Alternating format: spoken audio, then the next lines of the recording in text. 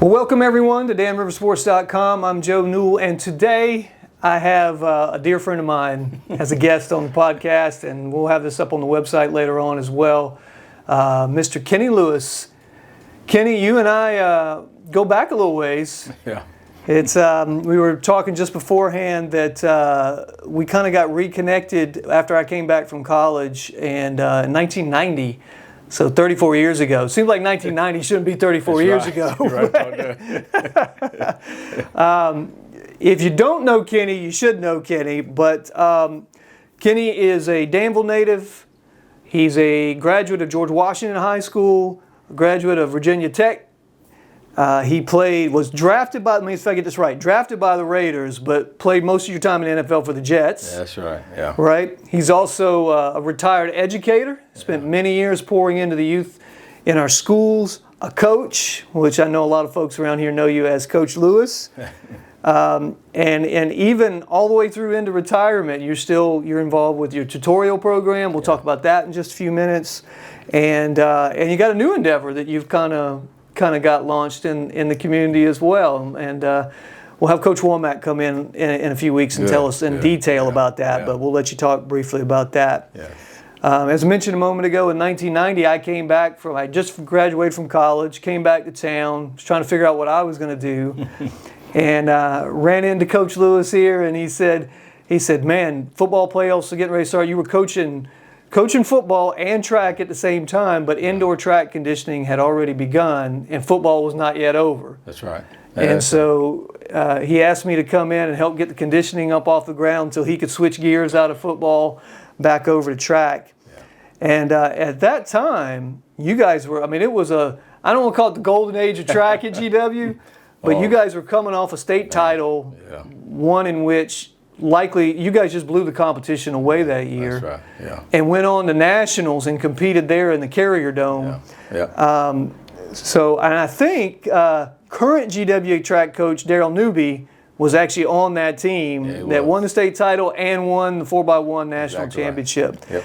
Tell me a little bit about just that time. What was going on with track and athletics at GW at that time? Right. Well, Joe, I certainly do appreciate you inviting me to come and be a part of this, because I think, boy, this is a testament to you to taking sports to another level here now, and I certainly do appreciate you.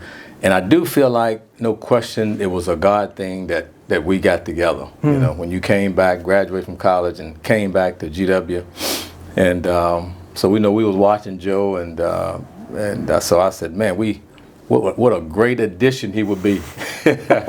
He would be, to our church and to our kids, a good example. So I popped the question. Joe, just need to get you involved. Just like Coach Brower, the same way. Coach Brower, man, that was the God thing. We didn't have anybody to coach pole vaulters, and all of a sudden, one of the athletes said, "Man, my pastor, he used to do pole vaulting in college." I said, "What?"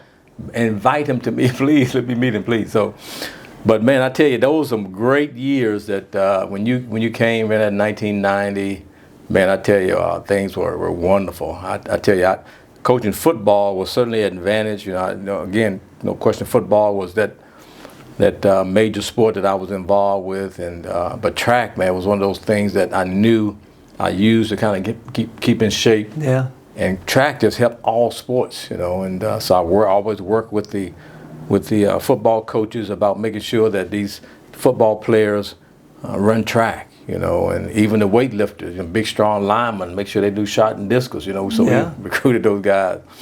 And no question, the sprinters was always strong in sprints. And, man, we had some great athletes coming through there. Al Shirley, who, he was drafted and played baseball, and Daryl Newby, which Daryl went on to junior college. And, man, these great athletes that we had. And even I remember Troy King and Troy went to. I want to say Troy went to UVA. I think. No, Troy went to. William Mary. That's right. He did go to William Mary. That's right. And then Paul Totten, and he went to Marshall. And great guys, man. I tell you. And so, no question, being on the football team, I love football, but man, I recruited, on that football team to get those guys to run track, and we just had a great time. It was just I guess when as you introduced me and introduced that time period, I just laughed because, man, we had so much fun, Yeah. Had a great time.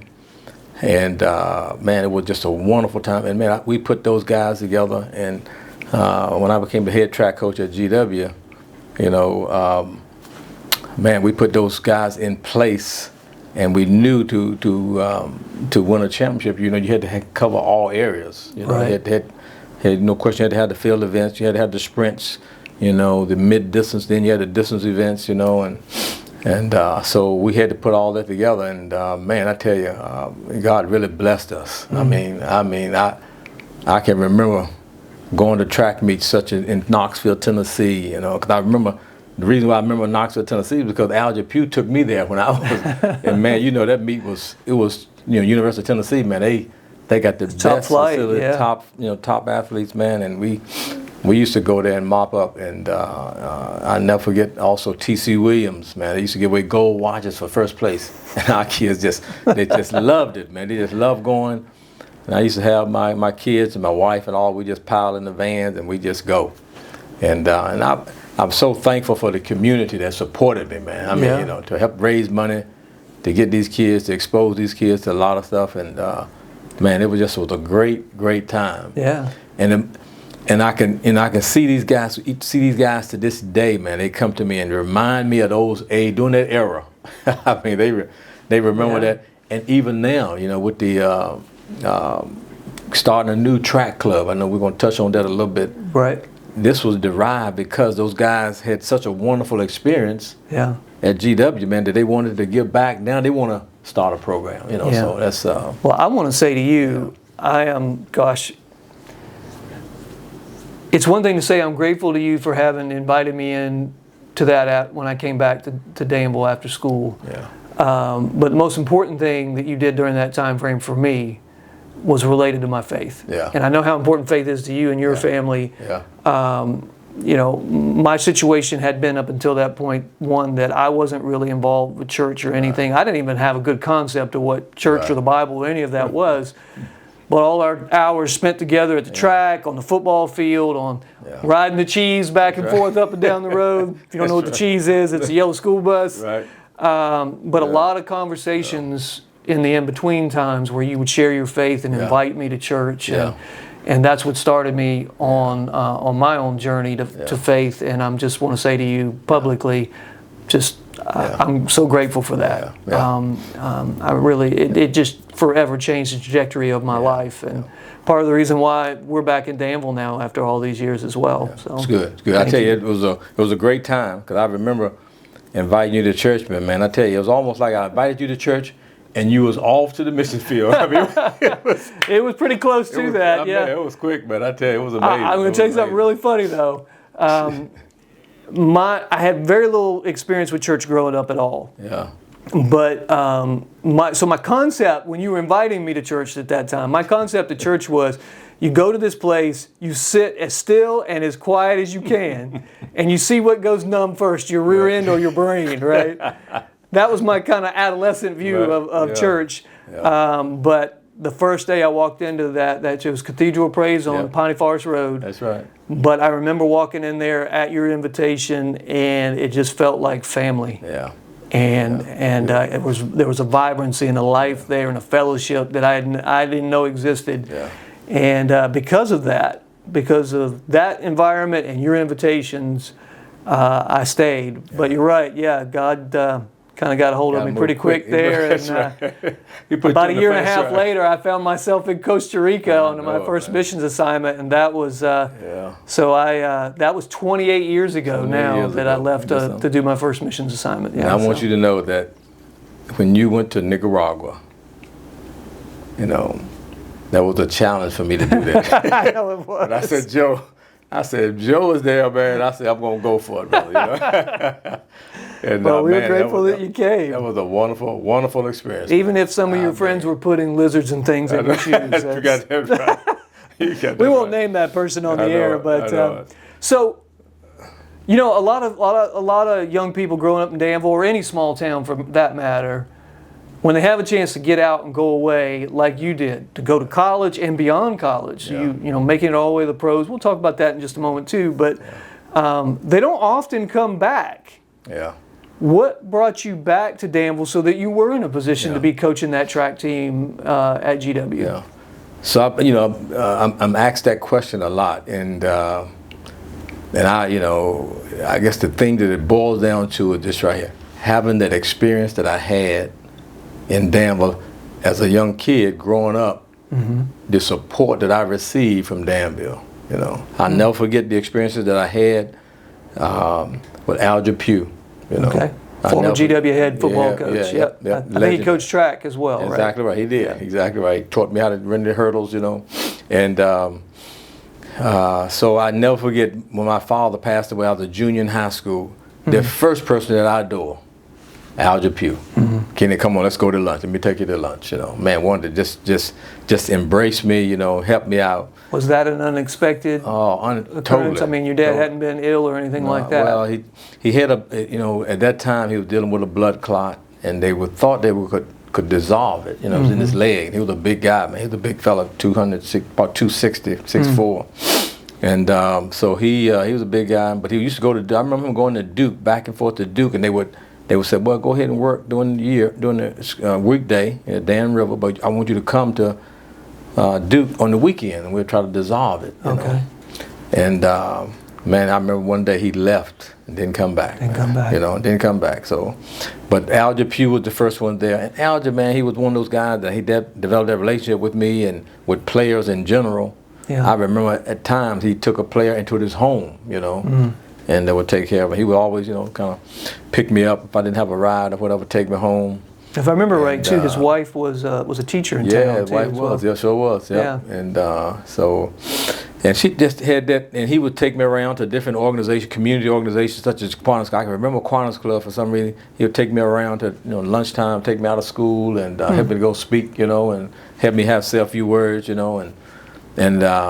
little did I know he was raising money, he raising money for us, which and I recognized that, and I realized that people who were there, supported athletics and supported Al Pugh, and man, they would see me and shake my hand and congratulate me, encourage me to go on, And it's part of the reason why we started DanRiverSports.com when I came back is there are a handful of things in a community that helps bind that community together. Faith certainly one of those. Right. Family, obviously. You could even break it down into the neighborhood levels as well. But sports, along with arts and music and things, that's one of those things that seems to cross all barriers and lines and has the opportunity as a vehicle anyway to unify people. And because at this time, this is what time frame we're talking about here. You're in high school. This is I graduated in 1976. So right, so kind of mid-70s in there we're talking about. So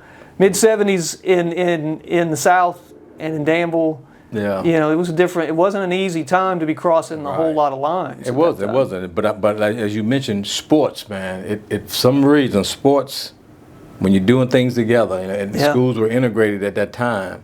Man, I just didn't see as much of it, I mean, I saw a little in middle school when they first started O.T. Bonner. When they first built O.T. Bonner, and they hadn't built the school completely. So what they did was they had half of the kids come to school from 8 to 12, then the other half come from 1 to 5. Oh wow!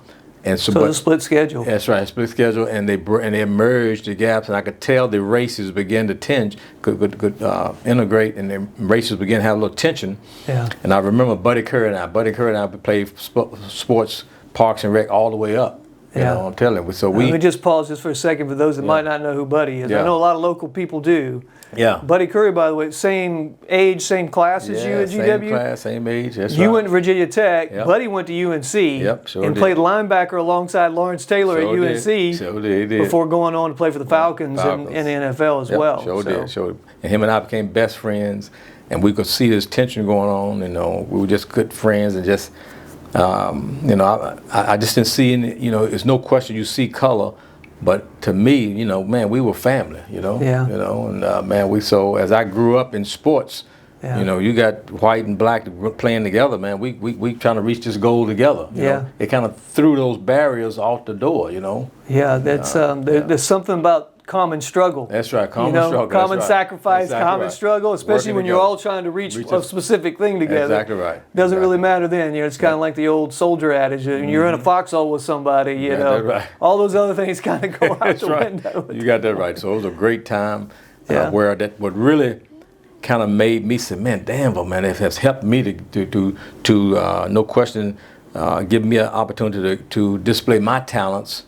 It gave me this opportunity. So when I went away, and when I always had that desire to come back to help and support, you know, because they did it for me, you know, and I wanted to come back. And Where did you grow up in Danville? Like, where did you guys live when you were young? Yeah, I grew up area that we call it Crooktown, you know, and but it was called Kings Mill Road at the time, but now they call it Wendell Scott Drive. So we were on the north side of town. Yep, and grew up over there, Wendell Scott, you know, right down the street. Kind of families grew up together. So real a little small community, but you know, but strong faith community. You know, Dad made sure we go to church. You know, we go to church every Sunday, and faith was a big part of me myself growing up, and so it kind of stayed with me. Stayed with me for sure.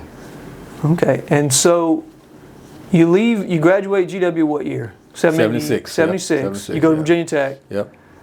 Between that 76 graduation until when did you come back to Danville? What year did you move back? I drafted to the NFL, like you said. I drafted by the Raiders in the 5th round, and made it to their last cut.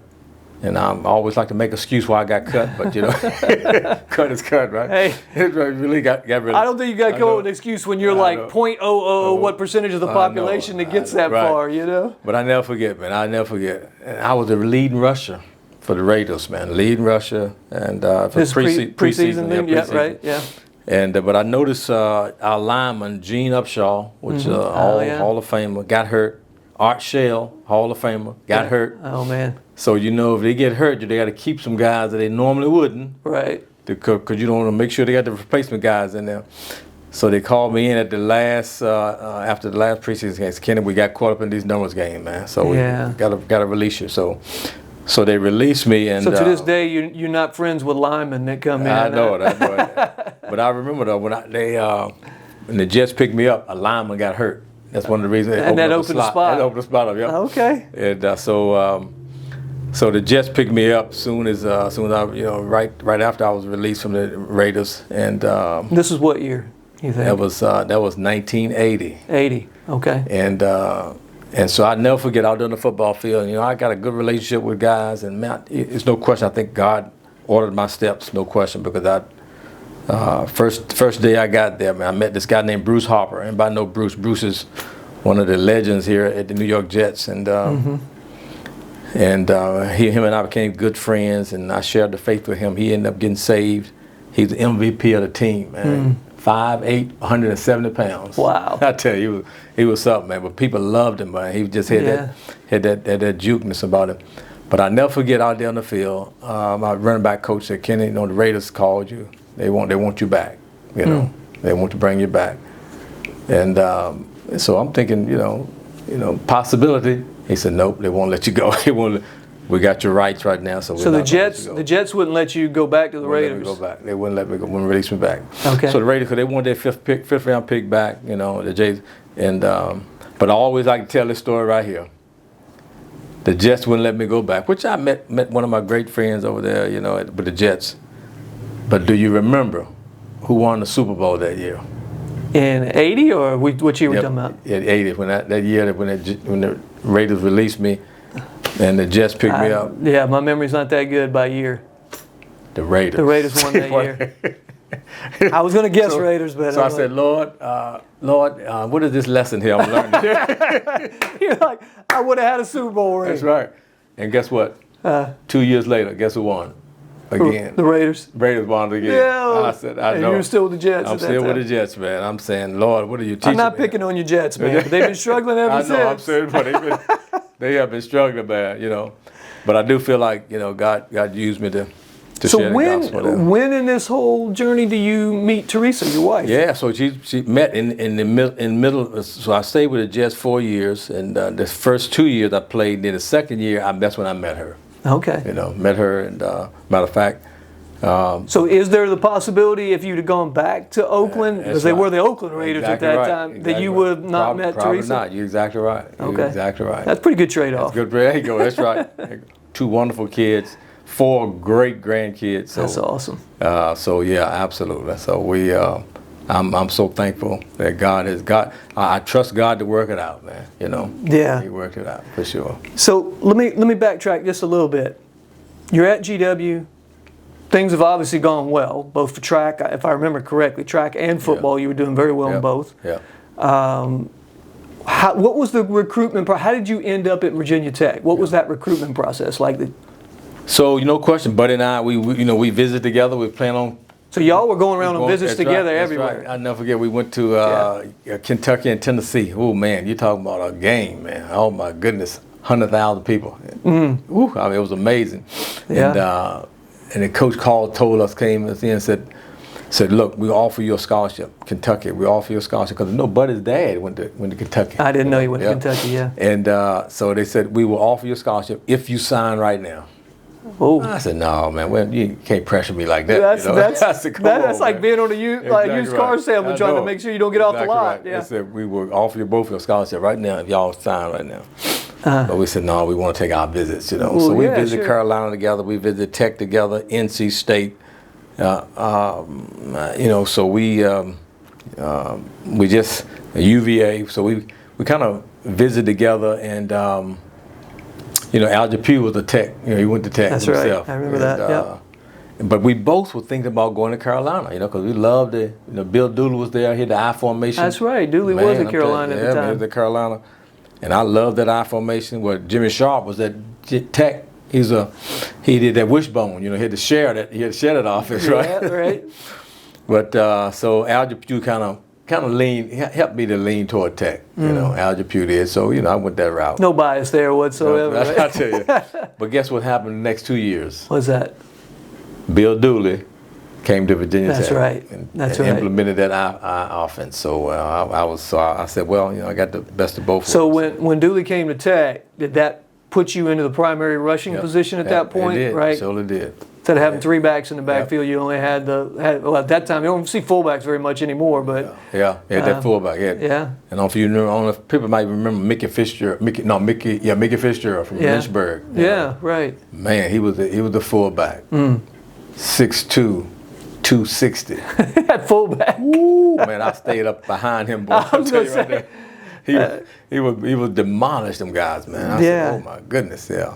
So so that Tech was a great career at Tech, and ran track also. I was going to say, you competed in track at Tech as well. Yep, sure did. I want to say you had a really successful career in track at Tech. Yeah, I did. I really did. What? Tell me about that. So I mainly ran indoor was my thing, because you know, outdoor you getting ready for spring ball. And, Yeah, right. And coaches really kind of demanded you run spring ball, and so I kind of did a little of both, but it's hard to do both. I'm telling you, especially in college. Now, were you running hurdles at that point? Yeah, running hurdles at that time, you know. Yeah.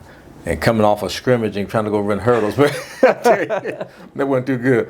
But indoor, man, I had a wonderful season with indoor. I had some really good guys. Larry Fallen, you know, from Danville. Oh, yeah, Larry Fallen. yeah. We were running track together, and had a couple other guys. And so I end up going to the AAU Nationals in Madison Square Garden, you know. And the winner, with the top 2 winners in each event, go on to represent the United States in Europe. Oh, wow. You know, so I had opportunity. So Would that be like the World Championships? yeah, World Championships, yeah, man. Okay, yeah. And so in the hurdles, so they ran the hurdles, and man, you talking about a beautiful track, man. Oh my goodness. This is in New York. In New York, in New York, and I'm in the finals there, you know, and I'm just I think I was just a sophomore, you know, just a sophomore in college. And man, I'm running against 4 Olympians in my heat and finals, right? And this is all they do, by the way, right? They just run. They just run hurdles. Exactly. That's right. it. They don't play football in their spare time. And Charlie Foster was one of them. Charlie Foster, he was already Olympian. Yeah. Boy, that boy he was great. I mean, he was one of the guys I would look at outstanding. And I'm right beside him, I was right beside him. And man, on Madison Square Garden, it was wonderful. And boy, usually I had. My start is wasn't the best, but man, I got out on the start that time. And boy, me and him was neck and neck the entire race. Wow. And man, this is 110. I'm assuming 110 meters. No, we was indoor. Oh, that's true. Yeah, so it's got to be shorter then. Yep, it was 60 meters. 60 meters. Yeah, oh, wow. Man. And man, he just edged me out right at the finish line. And so, but it was my best time ever. He had a heck of a good time. So both of us qualified to go represent the United States. Right. Which was a wonderful experience over in Milan, Italy. All right. So you got to go. Got to go, man. Had a wonderful experience, man. But a different culture. Matter of fact, what I remembered about Italy was, man, you couldn't drink their water, so you had to drink Perrier, so you could, The water wasn't clean enough to drink. I know it, man. I said, oh my goodness, so, but man, I ended up getting fourth in Europe and the World Championships. So, yeah, World Championship. So, it was a good experience, man. I mean, it was a. That's amazing at any age. Yeah. Yeah. But you're talking what? Like you're only a year or two in at Tech. That's right. Yeah. So this is maybe like 1977, maybe somewhere in there. Yep, 77, 78. Yep, that's right. Exactly right. Yeah. And wow, wonderful experience. And I'll tell you, at track, man, I got sold on track. Really, when I went to Tech, and Russ Whiteneck was the head coach. Man, I had a really great experience. How much do you think track helps your football world? Oh my goodness! I came back the next year, got my best football year ever at Tech. Over 1,000 78, yards. Yep. I'll tell you, no question, the speed, man. I'm telling you, the speed and quickness. Yeah. It helped. I think it helped me in the NFL because they knew I ran track. Yeah. They knew I had that hurling background and the flexibility, the speed. Yeah. Man, I'm telling you, man, they oh God. Yeah, that's the other thing. I mean, running hurdles as well. The flexibility and agility that goes with that skill set. Exactly right. It's one thing just to run a straight line as fast as you can, but to be able to do that too. Yes. So that's why I say incredible. Track can give a lot of kids. That's why I'm so excited about River City Track and Field that we starting here. Yeah. In here. Let me just, since you brought it up, let me just pause and tell everybody what we're talking about. I know there's a group of folks in the area that now already know what that is, but it's just brand new and growing. It's been made possible because of the partnership in the city with Averett and GW and all that goes there to have that brand new track facilities at GW, which are top flight. Hosting regional championships when only a few years ago you couldn't even have a practice there hardly because it was potholes and torn up spaces and it wasn't even wide enough to host a meet. You didn't have enough lanes to run that. And now here we are with the NCAA qualifying track and and building off of that, you have launched an initiative with the River City Cardinals Track Club that's competing in AAU and USATF meets largely in the summertime, but it starts in the spring and carries through. I know we're going to have Coach Womack on that's kind of heading the ground level of all of that. He's really doing all the hard lifting right now, Coach. I hate to tell you that, but he is. He is, man. No question about it. But tell everybody real quick what it is and why you started it. Yeah. So River City Track and Field, again, I tell you, I really feel like it is certainly birthed from those guys that I coached back in those days, back in the day. When you were coaching at GW. Coaching at GW, yeah. Right, yeah. And those guys approached me and said, Lou, why don't we start a track club, And it's always been something that, that I've been really thinking about anyway, Yeah.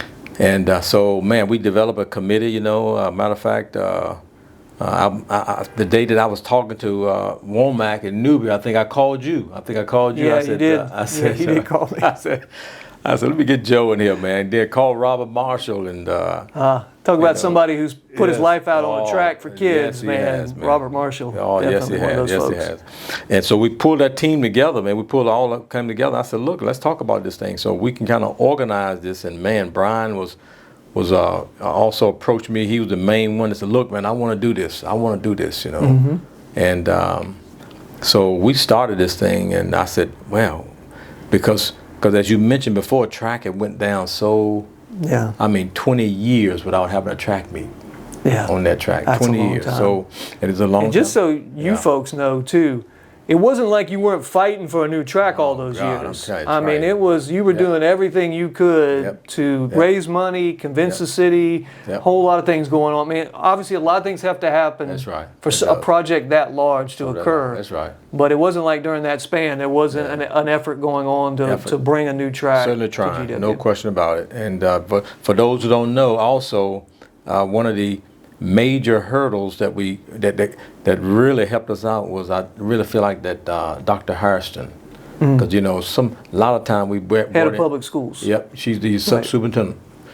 We had about 3 or 4 superintendents came through, but they really wasn't Danville. You know, they were outsiders and didn't understand the importance of sports. Yeah. And, you know, sports can raise grade levels. Right. It can raise, you know, kids' behavior and can definitely. Absolutely. You know, they don't just understand that. But Dr. Harrison came and right away she knew that's what's happening. She knew they would do it.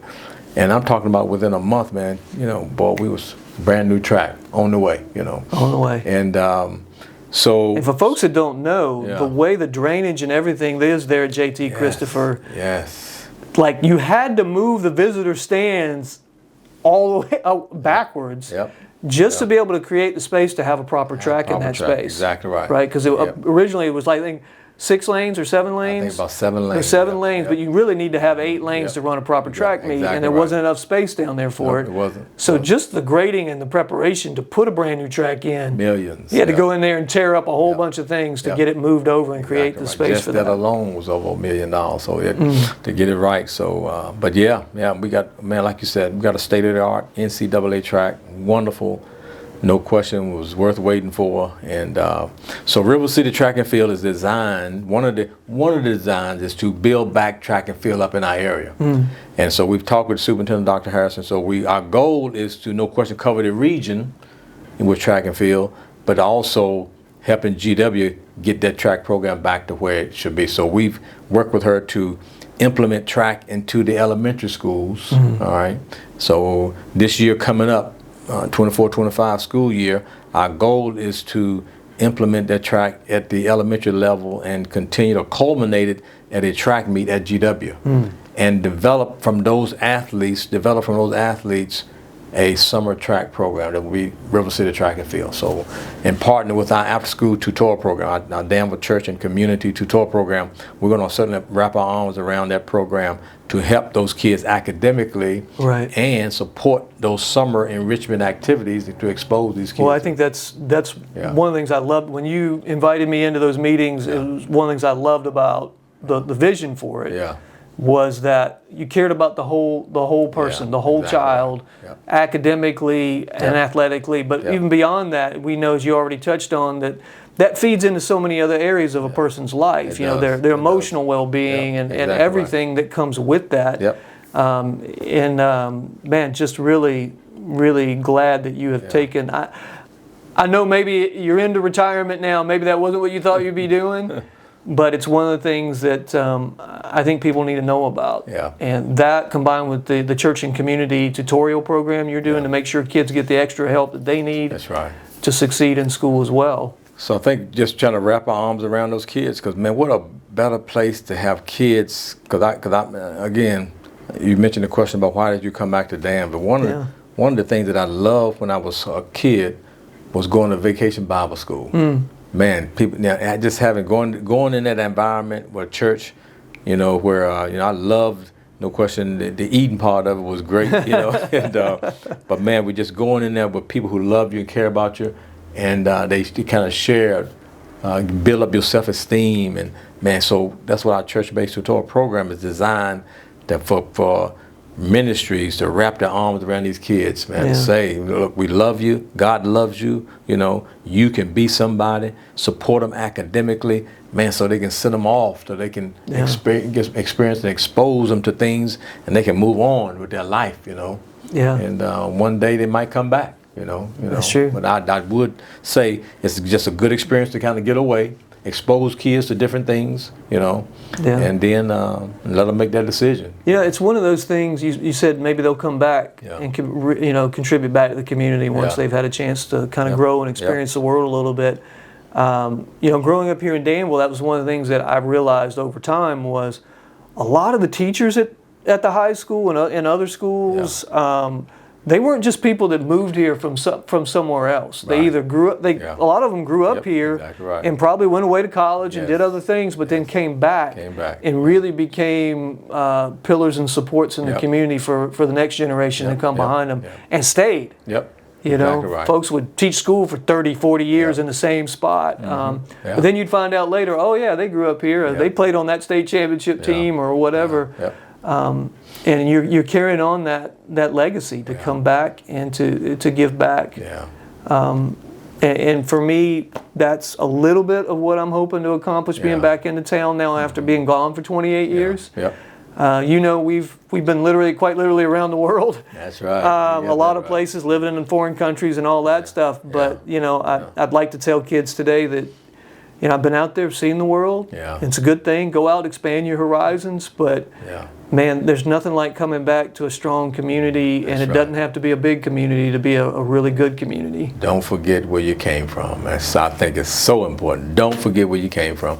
And I'm telling you, Danville, there's no question it's changing, man. Some great things are happening in Danville. A lot of great jobs are coming, higher end jobs, are coming to Danville. I serve on some of these boards, man. These guys are, especially one of them called Future to Piedmont. And that's what they look at, the future of this region. What can we do to enhance? These guys are millionaires, man, and they're looking at what can we do to enhance the future where there will be good paying jobs, good neighborhoods, safety, and where people can come in and enjoy themselves in Danville. So I just love being a part of that. And it takes a lot of time. It does. It does. It's not something that happens overnight at all. Just like that track didn't happen overnight. You got that right. You're exactly right. Getting good, high-paying jobs, trying to reinvent an entire economy, really, in the Danville area. Something that was built on tobacco and textiles, having to move into the 21st century now. And it seems like it's leadership in the city, whether that's education or city council, whatever the case, planning commissions, all the people that are involved, all the moving parts. Definitely headed in the right direction, and I think sports is kind of, I don't want to say dovetailing on that right now, but it's moving in that same direction at the same time. You mentioned track earlier. Now with the new facilities having been there for a little bit, I had the privilege to go out and cover the Piedmont Middle School track championships held at GW. And the numbers there of participants was really encouraging. I mean, there were a lot of kids out there running track at that level. And that's just going to keep building upon itself as it goes. And now with the new initiative to integrate some track elements into elementary schools and provide a space for those schools to express, give those kids a chance to participate, I think that's only going to grow as you guys go forward for sure. If we can build a really good, solid foundation from elementary all the way up, man, which I think we can do. I'm biased about track, but I know, we can really, really change some lives. Cause track, man. Cause think about it, I never forget when I even back when my son was running the summer track. I never forget. We went to the national meet in New Orleans. And the number one sport, well, they did all sports, but the number one sport there was track. And just for track alone, they had 10,000 athletes just for track. And I'm telling you, man, we can definitely build a strong base here in Danville, what we're doing, especially with River City Sports, what you're doing, and highlighting sports, and working with the kids academically, keep them out of trouble, building their faith. We could really, really harness a great, great opportunity here for us. And then when you just look around the area, the talent pool. When you think of Danville being a relatively small town, it is a city, so maybe I should start calling it a city, but Of course, I grew up here. My whole family, everybody was from here. I remember going to Grandma's house on Sunday, and everybody was there, right? That's just what you used to do when we were growing up. But the talent pool, as a percentage of the size population that exists here, the elite talent pool, or potentially elite talent pool, is really high when you think about it. You think all the guys now that have moved on to the professional ranks or college ranks, guys, all the athletes in general.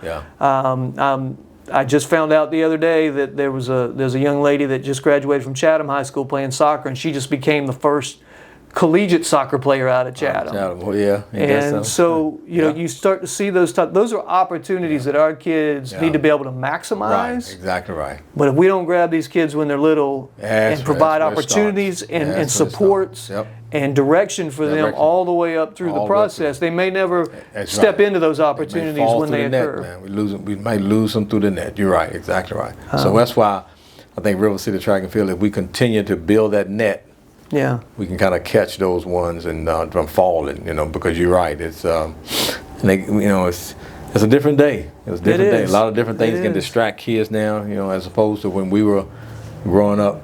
But man, track is one that we can use a net to catch them. Well, one thing that I'm really encouraged about is the facilities that are being upgraded. I mean, just GW alone, I think over $80 million being invested in that school. Not just the athletic portion, but the school itself. School itself, exactly right. But you got the track. You're going to have a new baseball field. Getting a pool at the school. I think our prayer and our hope is that kids here in the community take full advantage of what's being built for them. Exactly right. And maximize that. I mean, you guys did what you did when there were very limited resources available. And now the resources are being poured back into the community to lift up a generation. And I don't want to preach at anybody, but I like to say that a community is, generally speaking, as healthy as its young people are. And those, from the church and community tutorial program, this new partnership with River City Track and the school system, to all the other elements that are going in, have to come into play. I think our kids are stepping into a time where they've got more opportunities. They do. And resources afforded to them than they probably ever have in this community. Exactly right. I've been really being blessed to be a part of it, because I don't know if you remember, they had a bond referendum a few years ago, and the city of Danville was awarded close to $200 million to help renovate the school. He had to vote for that 1% sales tax. And man, boy, did we take advantage of that opportunity. And I was on that committee, and man, I said I had to be a cheerleader. We got to vote for this, man. Some people complained about a 1%, I'm a 1 cent sales tax. I said, come on, come on, our kids deserve this, Absolutely. So what's going on right now is amazing. It is amazing. Oh gosh, I mean, you see educational facilities across the city and the area being renovated all over the place. Yes, indeed, man. Yes, indeed. What would you, to kind of wrap this up a little bit, what would you like to say to families, potential athletes, current athletes in the area, in terms of what's out there in front of them right now? What would you like to tell them? So I tell you, man, it's that same old song and dance. I can't stress it enough for parents to get involved in their children's lives. No question. I think at the elementary level, it's more support there. But man, the parents, you got to stay there all the way. You got to stay there. Get them involved with activities. No question, sports. I mean, if not sports, some kind of club activity where you got a positive adult speaking into their life. So I think it's so vital that parents stay involved, even when they go on from middle school. Man, they got to stay involved. And find those activities. Because I'll tell you, the support is out there, Activities, sports activities, they're out there. Please reach out to those organizations that you feel like that your kid needs to be a part of, So get them involved. And, I think it's going to help. It will help so much because, as we do studies, the number one factor that helps a a child to be successful in school is the parent being involved. Yeah. Parent being involved. So parents, if you need help and support, man, there's so many organizations, activities out there. Reach out and get that support. That's one thing that we're going to do at River City Track and Field. And those who are part of the tutorial program, man, we'll pay for any camp they want to go to. So you want to get them, expose them to these camps and activities and opportunities so that, man, it can trigger that talent and gift that they have. Right, absolutely. So, and there's more of those than you probably realize. Exactly right, more. I know we, at danriversports.com, we decided about a month or so ago, we're going to put together, as best we could, a master list of summer camps. That's right, man. What was going on, what was available to the kids. Now, this was built around athletics largely. Yeah, that's good. We ended up with 7 pages on social media of just camps that are available to kids in the area. Yes. And they were either really affordable or they were free. Right. And to your point with the tutorial program, there's funds available if you want to go. If you don't have the funds, exactly right. It's what makes a community strong, that we help each other and we support one another. Exactly right. You may not always be in need of those things, but man, there is a lot out there for kids to be involved with. Exactly right. A lot of activities out there. So I hope just parents just take advantage of it. Take advantage of the opportunities there. Don't take them for granted. Well, I want to say thanks to you, certainly for coming in today and kind of expanding our vision a little bit, not only what has been, but what can be going forward as well. Obviously, on a personal level, I want to say thank you to you, man. In so many ways, I owe you my life. Yeah. And because of you bringing Christ into my life, that turned my trajectory and my journey completely. My honor, brother. My honor. Thank you. For sure, my honor. And thank you, brother, for coming back. Oh, man. Thank you for coming back. To those of you that are hearing all the faith parts of the conversation, it may seem a little strange to you, but when my wife and I were praying, we'd been out doing missions for over 30 years for her, by the way.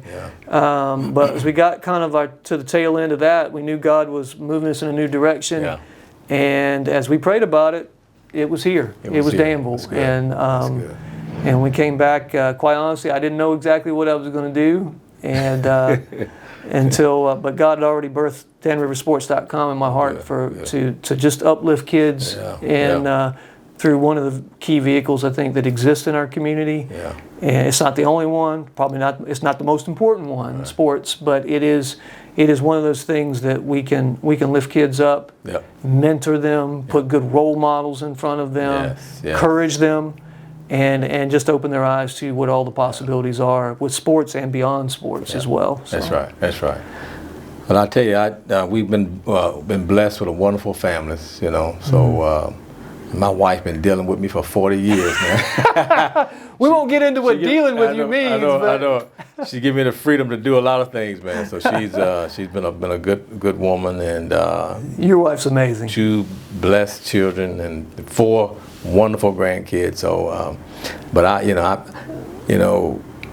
know I'm retired from the school system, but man, I tell you, I enjoy what I'm doing now. I'm really, I might enjoy what I do in school and when I'm in the school system, but I just enjoy it, and I can do it with family. I can do it with family. So.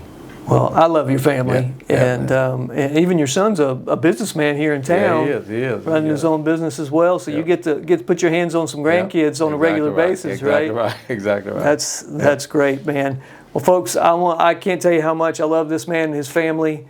Love what you've not only accomplished in the community, but what you continue to do here. Just because you get older and towards retirement doesn't mean what God's got for you to do is over with, right? Getting better, man. Getting better, that's right. I told him the other day I thought we were getting older. He's like, oh, no, we're getting wiser. We're getting better. We're getting better. So, there you go. Well, folks, this is Kenny Lewis, a local legend athletically, but if you ask me, a local legend in so many other ways as well in the community. Kenny, thank you so much for taking time out and coming in and sharing a little bit of your story, your journey, and what you're up to. Well, it's my honor, man. I certainly appreciate it. Appreciate you inviting me. Oh, man, it's a pleasure. Anytime. It's a privilege. It's a pleasure and a privilege for me too, man. Thank you so much. All right. Kenny Lewis, everybody.